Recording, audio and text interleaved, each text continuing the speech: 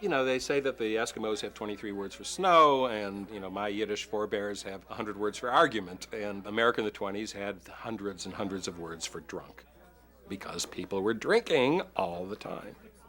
Edmund Wilson wrote about this, and I'll quote a little bit of it. The following is a partial list of words denoting drunkenness now in common use in the United States. Lit, squiffy, oiled, lubricated, owled, edged, jingled, piffed. Sloppy, woozy, happy, half-screwed, half-cocked, half-shot. Fried, stewed, boiled, zozzled, sprung, scrooched, jazzed, jagged, canned, corked, potted, hooted, slopped, tanked, stinko. Blind, stiff, under the table, tight, wet, high, pickled, spifficated, organized, pie-eyed, cock-eyed, wall-eyed, glassy-eyed, bleary-eyed. Over the bag. 4 sheets in the wind, crocked, loaded, lathered, plastered, soused, bloated, polluted, saturated, paralyzed, ossified, out like a light, passed out cold. Embalmed, buried, blotto, stewed to the gills, boiled as an owl, to draw a blank, to have a hangover. To have the jumps, to have the shakes, to have the heebie-jeebies, to have the screaming memes, to burn with a low blue flame.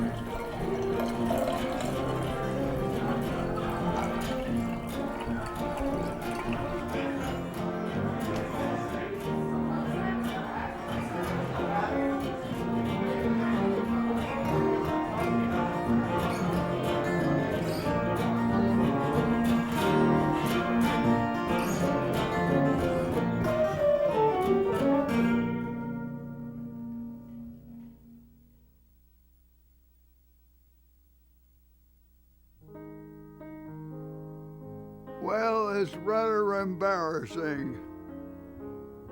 It was my freshman year at Yale. A friend of mine said, "Come on over and have a drink."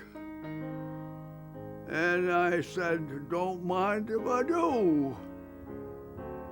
And I proceeded to have, I guess, more than I should have. And my parents happened to come by New Haven, and they thought they'd come by and pay a call on Sonny Boy. And I caught hell. And for a long time, I didn't have another one. And you know, I had a couple of classmates who died from a bad liquor, which was made by the local farmers. I always remember that. At least 2 boys that I know died from bad alcohol when they were attending Yale. I just heard about it, and I think it was kind of hushed up.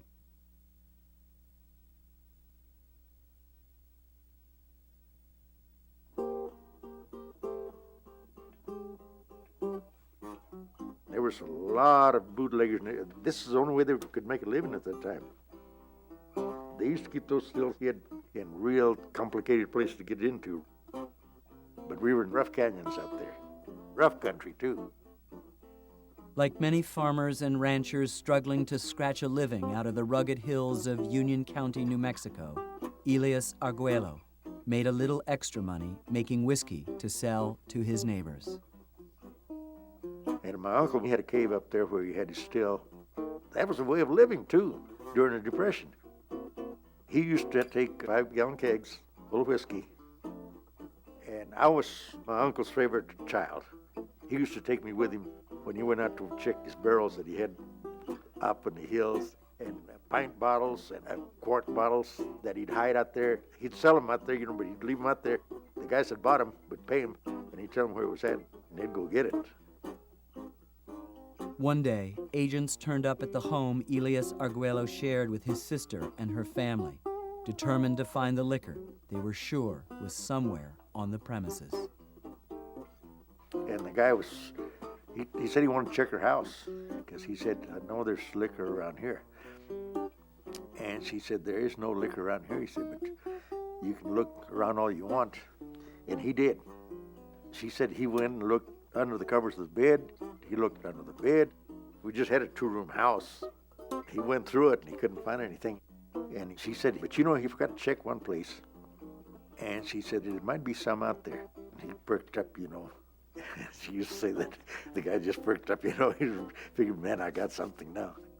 She said, you might go out and check the outhouse. He might have put something in the outhouse.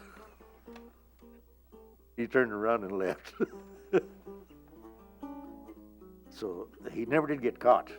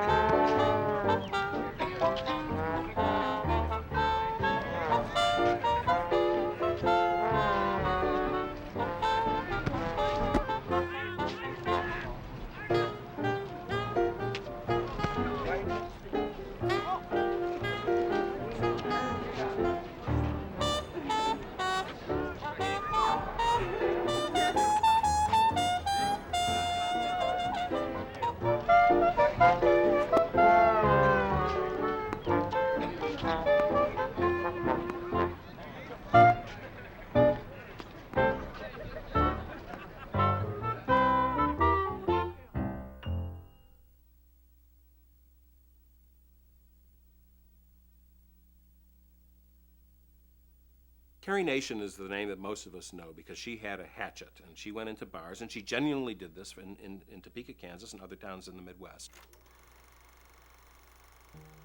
It was called the hatchetation, and she and her women friends would go into the bar, and they would swing these hatchets, and they would destroy the place. They would destroy the mirror on the wall that was painted with the portrait of a semi-nude woman. They would destroy the cash register. They would cut open the siphons that were coming out of the beer kegs. And she became a national figure as a result. We're all told if we're going into public life, to have a symbol. And, that axe, that hatchet, the hatchetation as she called it, you just can't beat that. She also had that remarkable name. It wasn't Carrie Jones, and it wasn't, Eileen Nation. I mean, the combination, Carrie Nation, carrying a nation, making the nation change its rules, really very powerful. It happened to be her real name. It was her second husband's name, but it worked for her. Even at the time, she was a caricature, an object of ridicule, even as she was going around smashing saloons. She was certainly used by what we would call the mainstream media to poke fun at the extremes of the temperance movement. You have to understand that millions of women supported temperance at this point. Very few of them went to Carrie Nation's extreme. They certainly weren't the publicity hounds that she was. I mean, this was a woman made for reality television. Too bad she passed away 100 years before it started. She also got a little bit carried away. She was not going to wait for laws to be changed.